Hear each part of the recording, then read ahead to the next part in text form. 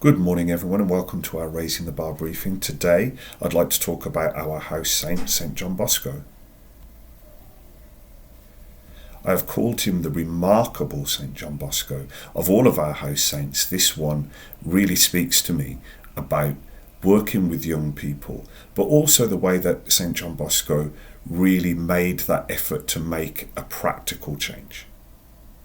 God, it is said, sends the world's saints when they are most needed, not just men and women of general holiness, but specialised experts who fit into the pattern of the times and are capable of giving God's tone to their century. This is about believing and understanding that people are born to do a certain work, and we've heard that elsewhere through the prayer of John Henry Newman, for instance. Giovanni, or John, was born into a family which was a family involved in farming. But it was at a time when the world was changing, an industrial revolution was underway. People were in general moving from jobs on farms, where they might have stayed their whole life, to live in towns and cities and work on machines and in factories. He went on to be an inspiration and a great protector for young working people. But he wasn't just a saintly person that we can see on paintings and such. He was with the people and even helped to organise support for young workers when they were sick. Before then, if you were sick and you couldn't work for any reason, you didn't get paid. You could literally starve if you had a long-term illness.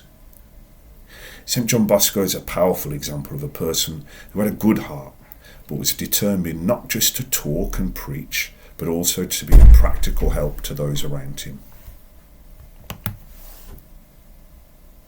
There are many, many different things that we could talk about in terms of Don Bosco's famous works.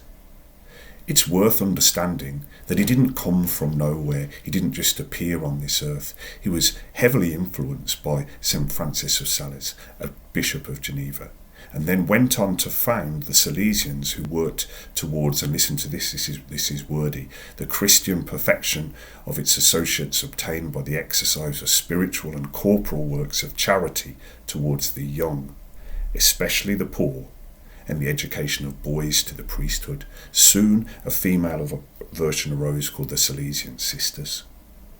These were people gathered together initially by Don Bosco, who worked tirelessly to improve the lives of young people and bring them closer to God. He was a smart guy, an energetic guy. As a young person, he learned magic tricks from travelling shows.